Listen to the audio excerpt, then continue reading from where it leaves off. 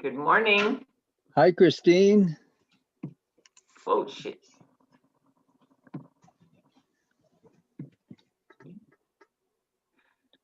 Oh, had a little technical glitch this morning. Isn't that fun? That was exciting. Yeah, somebody else signed in on the district account and ended the meeting by mistake, and I got back signed in before her. So now let me make you both co-hosts. Hi, Julie. Hi, how are you? Good. Looking forward to hearing what you have to say today. Let's see, I gotta admit, and then I gotta make Julie a co-host. Yes. Whew, I think I'm caught up. We have a district Zoom account, and I think too many people know the password so they can get in like Dan does. And then inadvertently end the meeting for all of us, which is what just happened. Oh, I might have to just invest in my own account, and so that doesn't happen anymore.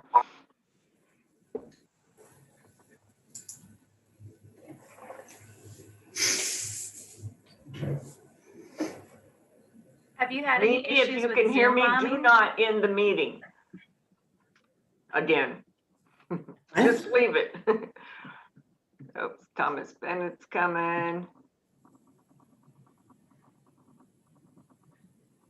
Hey, Julie, talk again. I've heard some echo. Does this sound okay, or is there echo still? No, you're okay now. I can hear Okay, good. Thank you. I would hate to have to make you listen to that the entire time. That sounds awful. I'm gonna call Mimi and tell her not to do that. Yeah, good idea. Well, I don't think she didn't realize how she even, oh, there she is again. Mimi, if you can hear me, don't end the meeting. Yeah, I got cut off earlier, but I'm back. I know.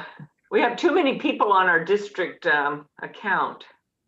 Oh, And so somebody signs in using that password, and then they try to sign off and they end up ending the meeting. well, And- do you not have your own account? Right. Oh, well, let me know ever. I can always run one.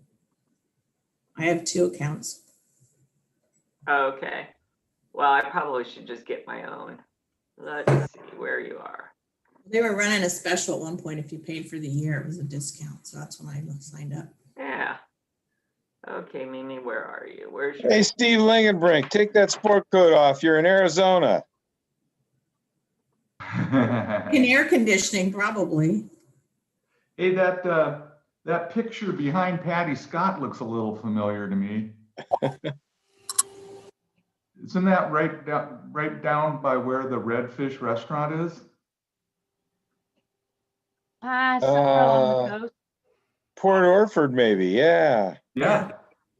And what was the guy's name that used to be the military correspondent on CNN or something that lived right there? Rick Francona. Yeah, Rick. We were going to Jim Walker's wife's funeral in Gold Beach, and we stopped and had lunch there at that place. And then, what was Rick's wife's name? Molly. Oh, Emily. no, sorry, that was Jim's wife's name. Emily. Emily, right. Yeah, they came down and joined me and Del Gray there for lunch. That's a beautiful spot. I'm on Zoom now.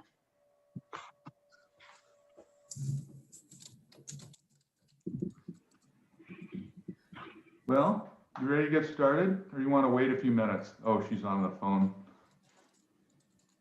I think if we wait another minute, because there's still people entering. Sounds good. We got 18 inches of snow in Evanston last night, Oh my goodness. and we already had a foot on the ground. So my workout today is going to be digging out my car.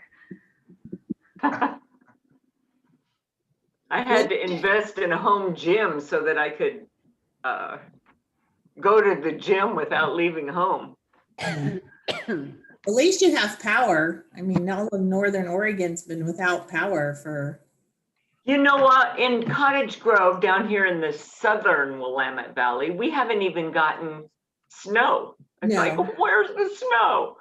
yeah, we're in the warm belt apparently. Okay, I got a couple more coming in. Dawn.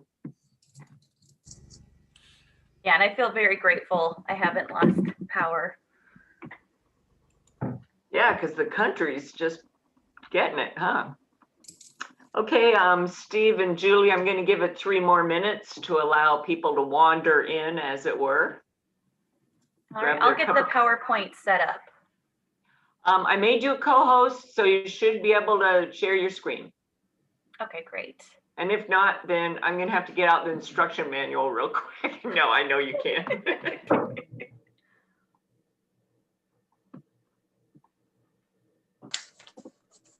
There you go. I'm really looking forward to this topic, the idea of virtual recruiting. What would have that been a year and a half ago? Really? I mean, who would have even thought about it?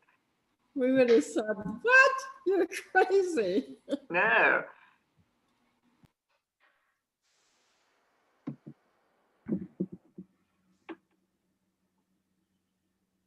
What else is going on, you guys? You getting all gun quiet on me? Yes.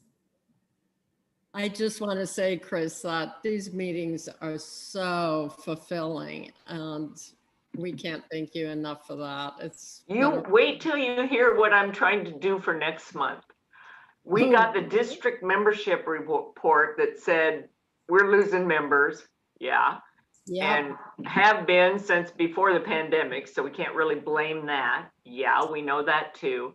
And then right. I looked at who's really gaining members. Well, there's some districts in India and Nigeria that are really blowing it off the charts. And it's not just during the pandemic, but before the pandemic.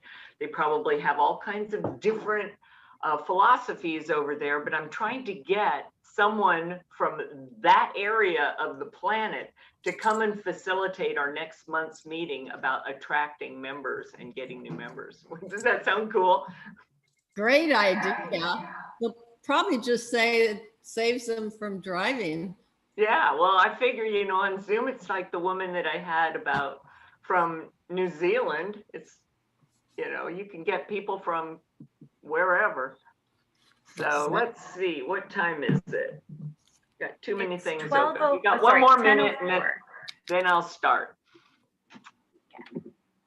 I like to give people a minute or two to wander in. Okay, we got Harry's waiting.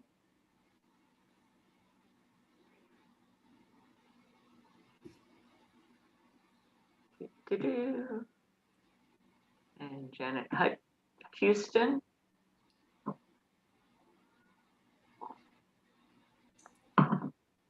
But this month we have a couple heavy hitters, and that we have Steve Lingenbrink from Arizona. I was going to say the Seattle area, but that blew that idea. He decided to leave right before the snowstorm, and you read the bios on the email I sent out yesterday, and it was in the district newsletter as well. And Julie Aubry from Evanston with Rotary International. So we're going to be talking about recruiting virtually. Like I said, it was a topic that a year and a half ago, we would have never even thought was a topic. And here we are. So with that, I'm going to turn it over to Julie and Steve and let them do the show. They'll be talking for about 15-ish minutes, give or take. And then we'll open it up and they will facilitate a discussion where you can share your ideas, your problems, and either they or another person in this group might have the answer to help you out, okay? With that, Julie, Steve, take it away. Thank you so much, Christine. So good to see all of you. Thanks for having us. Like Christine said, I'm your regional membership officer and Rotary staff, and I'm joined today by Rotary coordinator Steve Lingenbrink, who brings a wealth of experience and knowledge around membership matters. We're really excited about leading you in a discussion about expanding our reach and attracting new members right now. And although we're going to share some content, you know, as you're reacting to it, feel free to comment in the chat, and then we'll rely on your participation for the group discussion that we'll have following. But we're really, really excited to be sharing this. We know that it's been a challenging time, but there is a lot of opportunity right now. That's right, Julie. There really is a lot of opportunity. And what we're going to do here today is we're going to take a few minutes to lay a foundation first. We're going to look at what it means to create an appealing or a vibrant environment in your club while we're in either a virtual or a hybrid situation. We're going to focus on first why members join, why they stay, and then unfortunately why many leave. And then we're going to hone right in on ways to attract and engage prospective members during these interesting and challenging times that we find ourselves in. Okay, Julie, shall we move forward? Yes. So getting right down to it, vibrant club, no matter if you're meeting in line, in person, or both, they still carry some kind of charisma, right? So what are some of the characteristics of a vibrant club? Feel free to shout it out or enter it into the chat.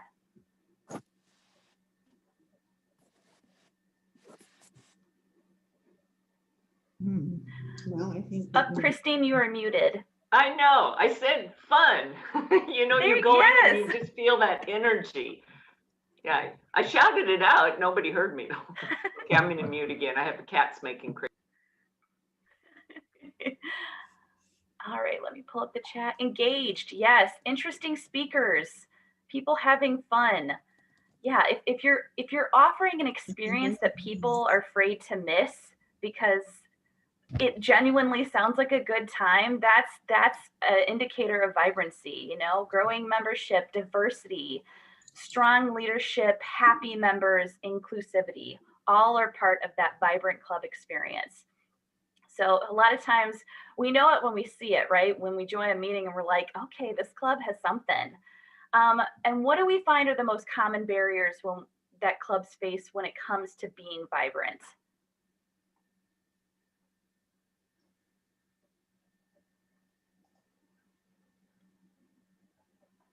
Right. Yeah, on Zoom, helping members make that translation into an online environment. And if it's not done successfully, that can definitely make people feel left out. Yeah.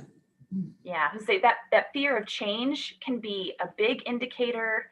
Yeah, losing touch virtually. If that's the only way that you're keeping touch with your members, you can feel kind of invisible, and start to lose that engagement.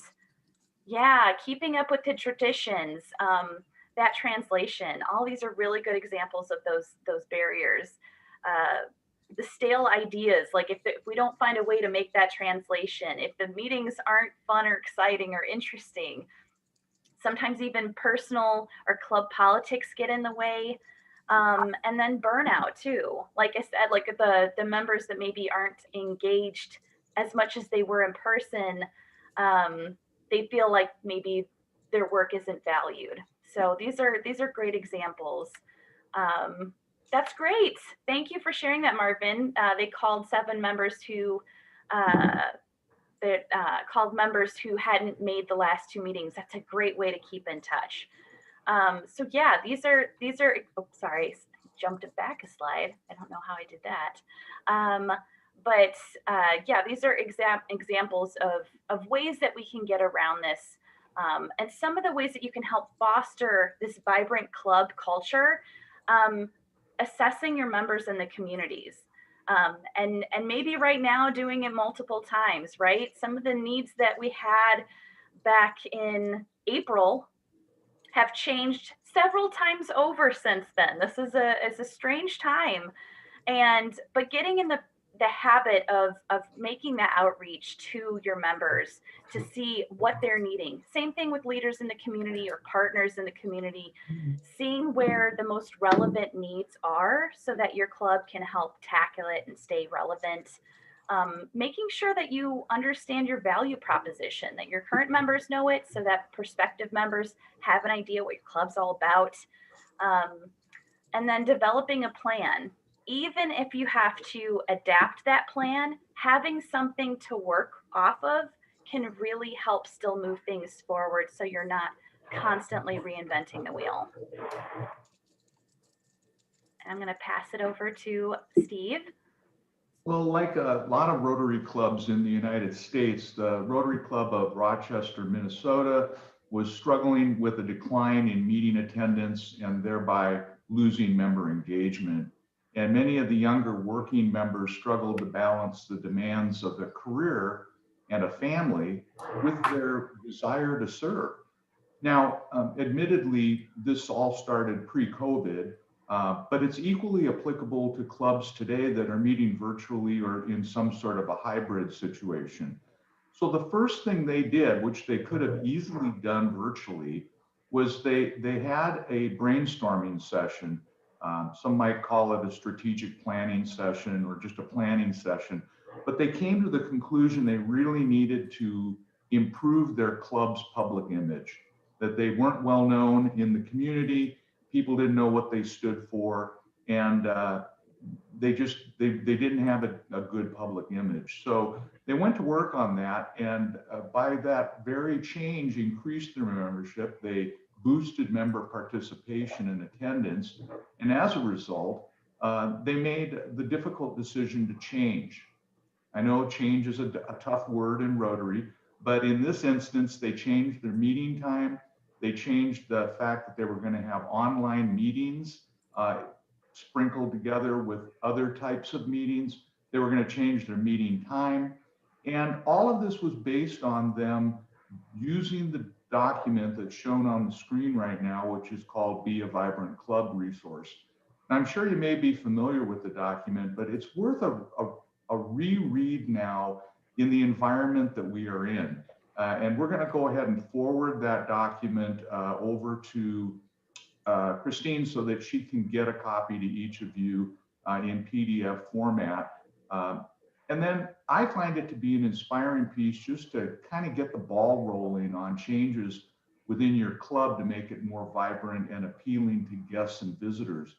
What it really comes down to is being open to try new and different approaches in this ever-evolving world that we're in. So again, we'll get this document over to Christine and reread it with the frame of mind that it's addressing issues that we can deal with right now, even in a virtual environment. Right, Julie? Exactly. And we've done a lot of research off of what members want, and this includes both prospective members and current members. Both are really relevant to understand. And the top three things that they said that they wanted were local community service, friendship and fellowship, and then professional development opportunities. So when we look at potential and current members of both Rotary and Rotaract, what they value the most, we see these service projects, we see that impact in the community, but potential members and younger professionals in particular also want to make a change globally and foster their careers through professional development and networking. And Rotary can offer that. And also, you don't have to, if you do find that prospective members or your existing members are wanting that professional or personal development, you don't have to create some kind of formal strategy. There's actually a lot of resources on Rotary.org. There's a whole new series from Toastmasters International we partnered with to help them develop professionally and personally. So just keeping that in mind. But every service project or event you hold is a chance for someone to lead and grow, keeping that in mind. And then also current members value community service, friendship, and fellowship, and connecting with people outside of their work and circle of friends. So it's really important to understand that dynamic of what initially brings them in, but then what kind of cements their relationship to that club. And for the bad news, Steve. Yeah, thanks, Julie. So as we heard earlier, as Christine was doing the introduction, it's no mystery that we are indeed losing members. And so let's look at the data. What are the 3 top things that make people leave? Unfortunately, one of the main ones, 30% of the members that had resigned or quit cited either cost or time as the primary reason that they left. And you know, the job of being a Rotarian should never be seen as a time commitment that's too great for a busy professional to consider, because those are the exact people we need and want most in Rotary, the ones that have a potential of serving for decades within Rotary. And we need to meet people right where they are, no matter what stage of life they're in, whether they're a young professional or whether they're recently retired. We need to welcome them all in. A growing number of departing members also, unfortunately, cite the club environment. And this is getting back to the vibrancy or the appeal of the meeting. So if you joined with a certain expectation and you were excited to join Rotary, only to discover that the experience of the club environment really isn't what was represented at all, you'll probably end up leaving. And so these are things we need to think about as we're addressing both the virtual and in-person meetings into the future. How are we going to make sure that the experience that we're providing is the experience that the person that joined wanted? Julie? Oops, sorry. My computer keeps having some issues. Thank you for your patience. All right, so now we're going to talk about what you came here for, attracting those new members. As you might have noticed already, if you create that vibrant environment, many times that's enough to draw in people on its own, but we're going to discuss some specific strategy for outreach, especially during COVID times. I'll pass it back to Steve. You bet. So let's start to tear this down piece by piece. As you're aware, you know, many of our clubs have moved into a virtual environment. And so it's more important than ever to make sure that your social media and online presence is both accurate and up to date. Let me just throw out a few ideas and then we're going to open it up for discussion. If you think about making interesting and engaging social media posts, you want those posts to promote your meetings, your events, service opportunities. And here's a big one: interesting upcoming speakers. As you just mentioned, you can have someone from Australia or India come to your virtual meeting, and that could be very attractive to potential members. You can use different platforms than you may be using currently. Anybody ever heard of Nextdoor?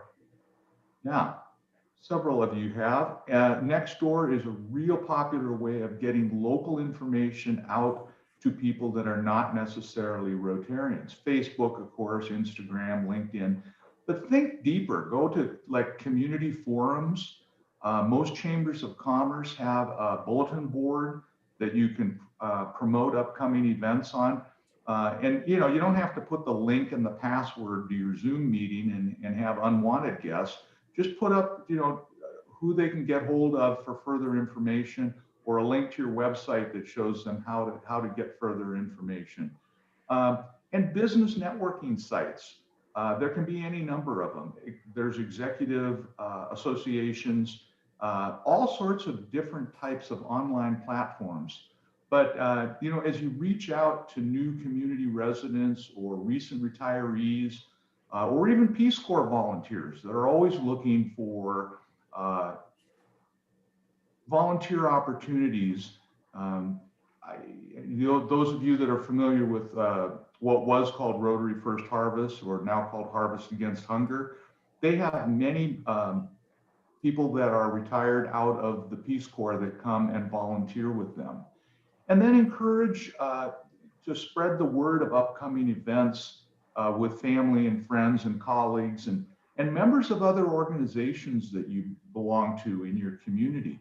It's a great opportunity to say, hey, we're having this really interesting speaker next week that's going to be zooming in from India. Why don't you join us? And then to partner with and collaborate with local businesses. And this is the one I want to touch on, and then we'll open it into an open discussion, because it may give you some thought for something you could do in your community. We were approached up in the Seattle area by 3 of the hospitals as to whether there might be the ability to provide meals to the frontline people that were working at the hospital as the COVID virus started to emerge in our area. And we went to local restaurants and asked them if they would give us a deal on prepared meals. And then we took money from our foundation and bought those meals and then had them distributed to the frontline people. We also found out that a couple of the food banks that were particularly sought after during the beginning of the COVID were way short on their food, and there were a lot of people that were nutritionally challenged during the beginning of the pandemic. And so we created a working relationship with Jubilee Reach, which was a nonprofit in the area, and we delivered to them enough food for 500 families on a weekly basis, and this continues to this date. But what the unintended consequence was, and the reason that I wanted to share this experience, was that we ended up getting 5 new members to the Rotary Club that were either owners or managers of restaurants, and the CEO of Jubilee Reach.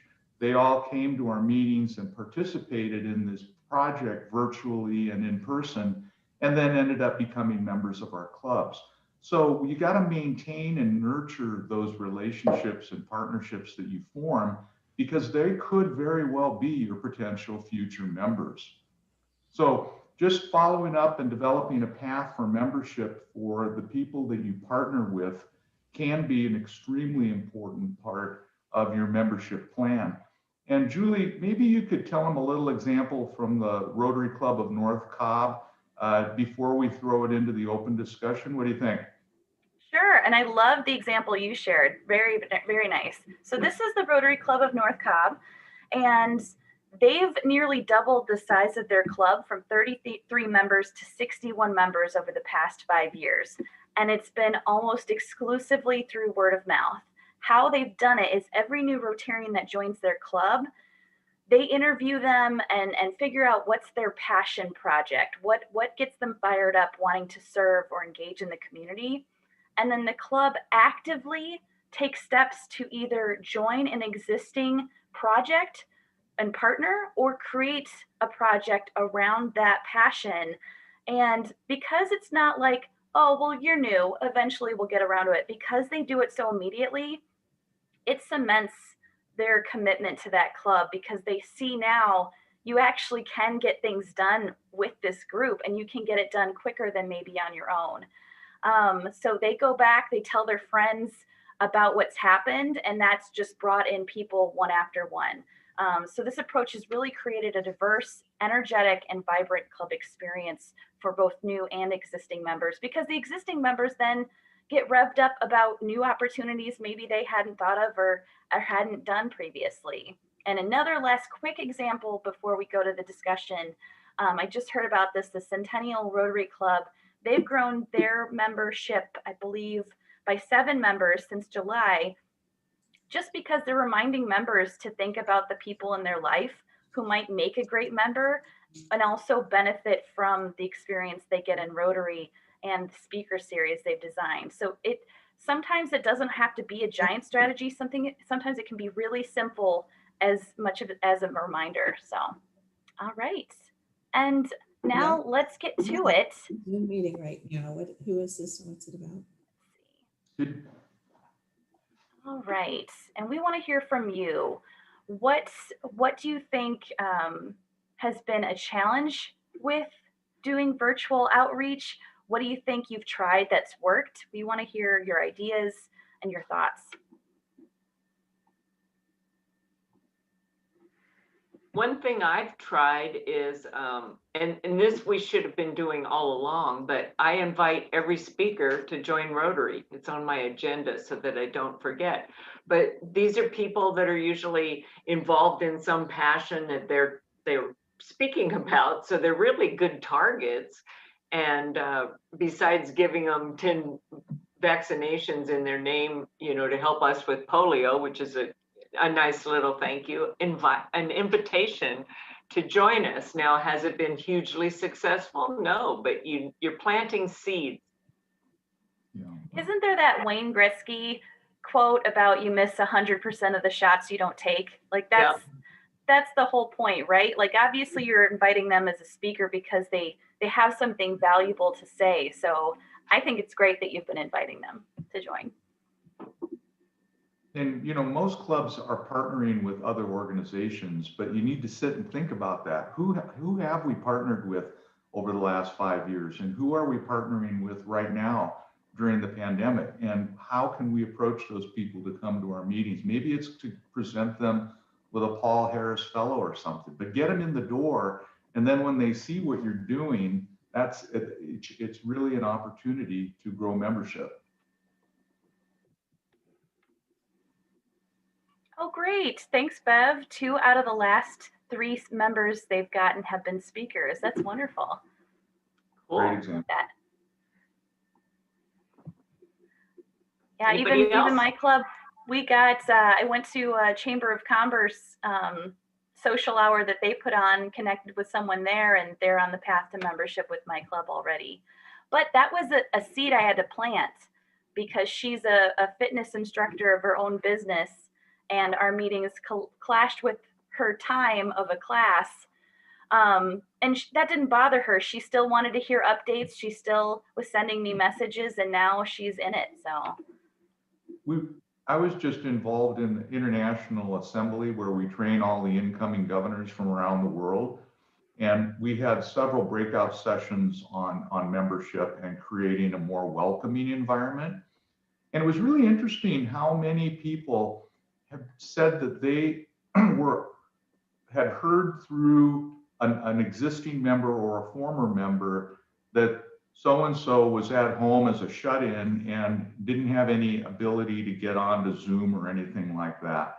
So they started they rounded up a bunch of old iPads, and everybody's got an old iPad laying around somewhere.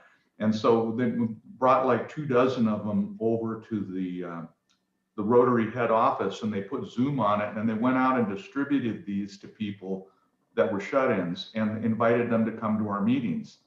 And it's really worked well. And it's funny how, you know, in 48 hours, I think we collected 25 iPads. So, but it's a real good way to be able to get it, because you can put it all on there and then they just press a button and boom, they're in the meeting.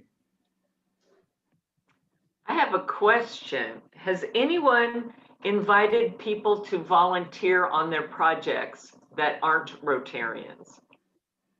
Dawn, you're shaking your head yes. What happened? Can you unmute? Well, our club is kind of known to be a hands-on club anyway, and there's a high-profile project in Grants Pass right now, Foundry Village. And it's taken, I mean, we've done some demolition of some areas to get material for Foundry Village, et cetera. And really the head, who is in our Rotary, it's Bev Walker's husband, who's just been wonderful. He gathers up a lot of other individuals who love to do something like that. So it's kind of a community core, really. So we do have that whole extension. We did a senior garden last year, the same thing. Lots of people who weren't Rotarians came in and helped. So I think it's a positive way to get people involved. Bill, you just posted something in there. I think that comes up a lot and is really super important, that just because someone attends as a guest to hear a speaker they like or something, doesn't mean they're automatically becoming a member. So I think you're right. There has to be a protocol in place to make sure that you vet any potential members. Each club's going to be a little bit different on what their vetting requirements are, obviously. But I think you're hitting the nail on the head. I mean, if it's someone that's joining purely for business, they might not be the best candidate to join your club. But if they really have a heart for service, and you can feel that right away after you interview them, whoever interviews them, then it's probably worth going to the next step. But we have, I think, every week 15 to 20 guests that attend the meeting that are not ever going to become Rotarians in their current state. But like Christine said, it's planting those seeds, or like an old boss of mine used to say, it's all bread on the water. But if that person 5 years down the road may remember how kind everybody was to them at that virtual meeting when we had the coach for the Mariners baseball team speak last week. And so we had a lot of Zoom ins that just wanted to hear him talk about what things were going to look like. But those, who knows? You just, right? Suwana, you posted something I'd like you to elaborate on about your Amazon Creek project. You have to unmute. Yes, we've been doing that minimum 2 or 3 times a year, cooperate with the city parks and recreation. And whenever I send out, member, not everyone has to join, but when they come, I always said, invite your family, anyone welcome. And their kids love it, the spouse love it. That's all they want to do. Thank you. It's just, even if we don't get members, we're promoting Rotary outside of our club. And there aren't enough people out in the world that know what Rotary is. They think it's, well, anyway, I'm not even going to go there. But they don't realize what a heart we have in the service part of our organization. That, Mimi, can you unmute yourself? You're nodding your head. Well, it's so true. We're trying to get someone in our club from the local newspaper. When I was in Rotary in California, we had the publisher in our club, and not only did he do our bulletin, but we were in the paper all the time. So that's one way. But also I've been trying to get several things that you suggested, Chris. A list of the volunteers, the businesses and people that volunteer for our Festival of Lights that we have annually, and also our speakers. And I'm going to reach out to get the parents' email of students that receive scholarships, because all of them should be invited. And once I get their email, I plan on broadcasting and doing an email out to them and personally inviting them into Rotary. I love that. I love that you're taking into consideration the parents of volunteer recipients. I mean, I feel like a lot of times the parents and family of youth leadership programs and recipients like that are oftentimes overlooked. And I think back to Bill's comment about, is it a best practice or a worst practice on judging whether they have the time, I think there's also room for discussion on what engagement looks like. Every once in a while, you've got somebody who is like, maybe they're a young parent and they're like, that time it'll never work, but I'll watch the recordings if you send them to me. I'll help out with this project if you need a hand. I'll lead on this. I think incorporating that into kind of your interview and assessment of them could be really helpful, because maybe it won't be a conventional looking membership, but I think that that's okay. There's room for all, and that flexibility, showing that inclusivity, it's really meaningful to people, especially right now. I feel like young parents are stretched really thin, and they want to be there. They want to be a part of it. So, Well, And if thanks I for a little more discussion on this. You know, sometimes folks that I've seen come into Rotary that I thought would be really superstar, really engaged Rotarians, maybe never engaged or just engaged a little bit. And then others that I thought maybe they were coming in for an ulterior motive, turned out to be really, really engaged Rotarians if just given a little time to, I know we're not supposed to say this, but drink the Kool-Aid. Yeah. Well, if I could tag on to what Julie and Bill just said, there's a Rotary, I was on the phone for about an hour and a half yesterday trying to walk through this Rotary Club that is creating a new class of membership called Rotary V, and it stands for a volunteer, but they're going to be dues paying members, but not voting members of the club. And when I first read it, I thought, well, how's that going to possibly work? Well, they have no attendance requirement at all, but all they cover is the dues and the for RI and district, but they're considered a member of the Rotary Club. And it's a crazy idea, but you know, the reality is we're encouraging all the district governors from around the world to try crazy new ideas. And even if it just sounds completely nuts, give it a try and see how it works. But I was thinking of the guy you're talking about, Bill, that maybe really didn't seem like he was going to be a good Rotarian at all, but he got bitten by the service bug, or got bitten by the international service bug, or whatever it happened to look like, right? That club you described, Steve, sounds a little bit like the Rotary Community Corps concept. Corvallis toyed around with that a little bit here a couple of years ago, and it didn't really take off, but it doesn't mean it's not worth trying. Yeah, I'll report back to you on it because I've got a real keen eye on it. It's called the Mill Creek Club, and I'll get more information on it and share it with Christine and your group. But it sounded pretty exciting. I think some food for thought too. And I was just thinking about this, you know, the energy and passion of folks on this call when they talk about their clubs or ideas. If you might be able to talk very clearly and passionately about your club, but are all of your members able to convey something like that, like an elevator speech, so to speak, that they're really excited about when they talk about their club, but clearly kind of conveys what they're about?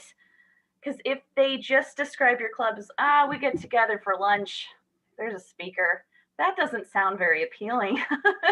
But if they're on the phone with a client, or if they're on the phone with a friend or a colleague, and they talk with genuine excitement about what their club has to offer, many times, I would say probably 50% of the time, you will get somebody asking, that actually sounds really nice. Like, do you mind if I go to the next meeting? A lot of times it's like, you're not intentionally, like, you're not manipulative or, you know, in the baiting, but it is kind of baiting in the sense of like, I'm a part of this really awesome thing, and I bet you want to be a part of it too. So maybe there's room for like a competition amongst your members about like the best elevator speech describing your club. It could give some ideas about how people could talk about your clubs, and then that might again, that word of mouth virtually about what your club's doing could be really effective. That's a good idea. Mimi, you had your hand up too. Thanks. Yes. What I have found is that some members don't feel comfortable about inviting others to become members or even participate in our club. So I think I just asked for the name, the contact information, and then we'll reach out to them for that purpose. That's wise. That's a good strategy. Janet Houston, you looked like you had something you wanted to say. Did I? I was nodding my head. I thought the elevator speech, working on that, practicing it, is a really good idea. But one of the things that, honestly, is it the truth? I know in COVID, I've suffered from this environment we're in. My enthusiasm isn't as great. I sit home by myself with the dog and hunkering down, and I find I have to lift myself up. If I'm feeling this, I'm on the board. I've been active for years. I love Rotary, but if I'm feeling this, so are my members. And just sitting here today, I hadn't put it together. And then I thought, oh my gosh, I've got to pick myself up by my bootstraps so I can be more helpful to others and encourage. So that's just a little thing I thought I better say, because that's really how I've been feeling. And you're not the only one, Janet. We're that's all good. going Yeah. through this in various stages, but it's impacted our whole, our flow. Kim and Marvin both had some good suggestions in the chat box. Kim, you want to talk about yours? Well, let's see what I put in. I had a couple. Well, I know we kind of brought back Member of the Month, Rotary of the Month, which isn't a huge big deal. It kind of just helps to light up someone who maybe isn't always out there in the forefront, but they're working in the background. I avoid doing any board members, and then we haven't quite got it on board yet, but we're working on starting to do a more one-on-one interview process, which we would do on the meeting. Now I see Marvin says he puts this in their newsletter, in their 4x4, but anyway, it's something we're going to try to get going and either start doing it with the Member of the Month or a new member. I'm still working that out. You remember very early on in our meetings, someone mentioned the breakout rooms? Yeah, those are great. I took that back to my president, and we've been doing the breakout rooms every meeting, and our membership loves it because you get a little bit of the one-on-one. And so that's really been great. And I guess that would be in part retention. Yeah. How long do you guys do breakout? Pardon me? How long do you guys do breakout? I think the breakouts are just about 5. Yeah, see, I've been working on 8 minutes and they 5 to 8. I'm not sure, Kim. I'd have to look. Yeah. I'll get back to you on that. Yeah, sometimes I run out of time because I try for 8 minutes and they'll be like, oh, we want more time. Yeah. That's a great problem. We can have a meeting, it's all breakout. Yeah. It's a good way for people that are a little shyer. Like some of us speak up and we're the first ones to start talking, even in a group like this. And some of you, I haven't heard from yet. And Marvin, I'm surprised. Oh, I'm just listening. Okay, you've always got a good idea or two up your sleeve, and why don't you share one about virtual recruiting? Well, one of the things that we do now is anyone that is a possible nominee to join the club, we go about it a little differently. 2.5 years ago, we lost 2 people, and I hate when people leave.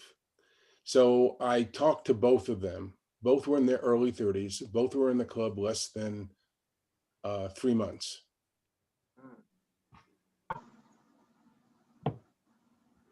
Oh, he froze.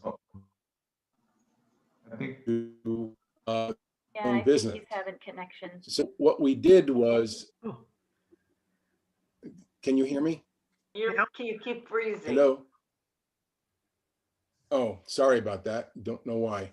So what we do now is that when someone expresses an interest, wherever they come from, as membership chair, I will call them and invite them to attend our Zoom meetings. Then during that time, I contact them right after the Zoom meeting, see if it was of interest and things like that. We do this for 3 times. At the end of the 3 times, I just come out and say, look, are you interested in the club? And those 3 times can be 3 consecutive weeks, or it can be 2 months, whatever it might be. If it is, and it was basically pointed out earlier in this Zoom meeting, we want to make sure that the club can fulfill their passion. And then we ask them what that passion is. Then we show them all the activities that we do. If the answer is yes and they want to continue, then I ask them for a picture and a short bio that goes out to the club. Once, just for comments. If there are no comments, then we ask them to fill out an application. We have done this now for 2 years. We have only lost 1 member in 2 years, and that's because of a move. And we've inducted 2 members in the last 2 months. We have 3 members that will be inducted in the next month. So like that one club that was in 5 years, it went from 33 to 60. We're going from 32 to 57, 58. Our older members don't like Zoom, so we're reaching out to them as much as we can. We got a $500 grant for our hybrid meetings, and I have a meeting next week with a company called Owl Labs. Tomorrow with Owl Labs, and they have a new way of doing Zoom presentations with some products that they're not on their website yet. We figured it'll cost the club close to $3,000 to really have adequate hybrid meetings that can get everybody involved. So we're investigating that as well. So I think Marvin, when you get that going, will you send me an invite? I would love to check that out, and I might not be the only one that would love to come to a Redmond meeting virtually to check this hybrid. I don't have $3,000 in my budget, but it's a cool idea. Well, I'm guessing from what some of their equipment costs now, I'll know more. And then as soon as I know more, and typically their format is you have to have a widescreen TV someplace as the base, which is fine when we have our regular meetings in person, because we have that. I approach them, okay, if we have a laptop, how can we use your system? So that's where it's going. If it works out and the information I think is beneficial to all concerned, I will send that information to Christine, and then we'll go from there. Good deal. Who else hasn't had a chance to share a challenge, an idea that kind of works, or an idea that almost works, but maybe could use a piggyback on the idea? We've got about less than 10 minutes. But our newsletter has brought a lot of people together. Right. I know, I've seen it. Jill Thompson, you had your hand up. Yes, good morning, everybody. I was just curious on the interview process for potential members. Do you conduct that virtually? Our county is shut down now. We don't have any inside meetings available to us. And given the weather, outside meetings are chilly, to say the least. So it almost is a Zoom situation. Any ideas? I mean, a couple of you have mentioned that you are interviewing potential members. Phone calls will work too, in case they struggle with technology, if that's something they need support with. Okay. So it's a one-on-one situation more than a committee, or? No, one-on-one, then it doesn't become overwhelming for the individual. But then what you can do is that after your initial contact, have another membership committee member call them okay, on a one-to-one. And that seems to work as well. Okay, thank you. So Let's this see. might seem a Patty, little. what's going on over on the coast? Well, one of the things that frustrates me as the membership chair with my club is that they have a tendency to not support younger people. Like we just inducted a college student and they get really hung up on how long they're going to be around. And I noticed that we had 2 younger folks join in the last, I don't know, 3-4 years, and they were members for a couple years, and life happens, and you know, they were very active and did a lot while they were in, but you can't always predict, you know, how long somebody's going to be in. And this one young man that we just inducted, he will probably go and be in Rotary wherever he lands, whether or not he lands back in our community or not, but he's got quite a bit of schooling to do and wants to be an MD someday. So we're laying seeds for that, but that sometimes is a tough sell in my club. I don't know if the rest of you, and I don't know if that's because of we have an older club or what. Steve, what would you tell them? These people in her club that are reticent to, you know, invest their time in these younger members. I didn't mean to roll my eyes, sorry. Well, I mean, this is one of the toughest topics we'll ever have to deal with you know, members creating an inadvertently hostile environment. They're not doing it on purpose. They're not doing it because they dislike growing Rotary or they dislike younger members. But when that pervasive attitude comes out that we're not interested in investing time in you because we don't know how long you're going to stick around, that sort of is a self-fulfilling prophecy in many instances. So it's an education, and the people that are doing it, 90% of the time, they don't even realize that they're doing it. It can be a racial issue as well. I mean, there's so many different areas where this DEI comes in, and one of them is age discrimination that's unintentional, but creates a non-vibrant environment, if you will. Yeah. And so it's a tough one, and there is no, you know, one size fits all answer to it. But somebody needs to sit down with those members and say, look, you know, we're looking at the future of Rotary here. And maybe the Redmond Club has some ideas on how to deal with that. I know that you guys have certainly done some amazing things over the last couple of years. We've been watching you. That we had that case too. Our club was, you know, 50 and older for the longest time. So what we've done is we've gone to the older members, and our club was established in 1952. We basically went to the older members and said, you know, we're having problems with getting new people, and asked them what they thought, how we could, you know, basically engage other people for the club. Then during that time, you pick out one thing that they said, which is the reason you're going to talk to them, for them to support younger members. Okay. Every one of our older members, including our 94-year-old, is supportive of the 30-year-old. Our membership runs from 30 to 94. Our board is 6 decades in age. So, and we're getting a lot of younger people now. And then you make the older members mentors to the younger members, so they're involved, and that's what we do.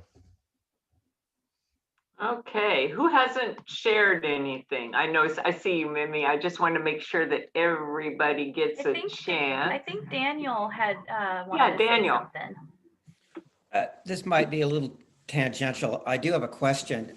We've just started at a last board meeting, have a conversation about post-pandemic, what the post-pandemic club will look like. And we've actually had some success recruiting new members that have never been to an in-person meeting. We have a couple of other folks that are lined up to be joining here within the next month or two.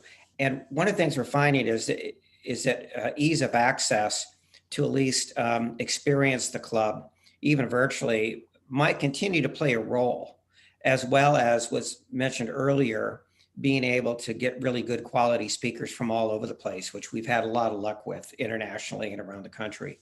So one of the things I wanted to put out there is that we're all really looking forward to the ability to get together in person again. And we're starting to have a conversation about what that would look like and what the criteria would be for when we would start to do that, including the regulatory environment. But one of the things we want to do is work with other clubs to learn best practices for how to do hybrid meetings, where into the future, we can, for those that are able to join us in person, we will not lose the ability for folks to be able to join us virtually.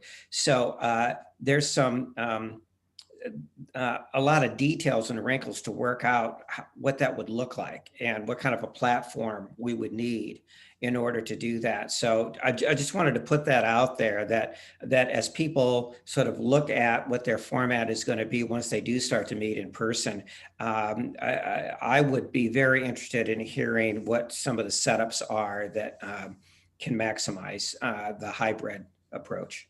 To that end, Daniel, we had a meeting, our forum about three or four months ago was on hybrid meetings.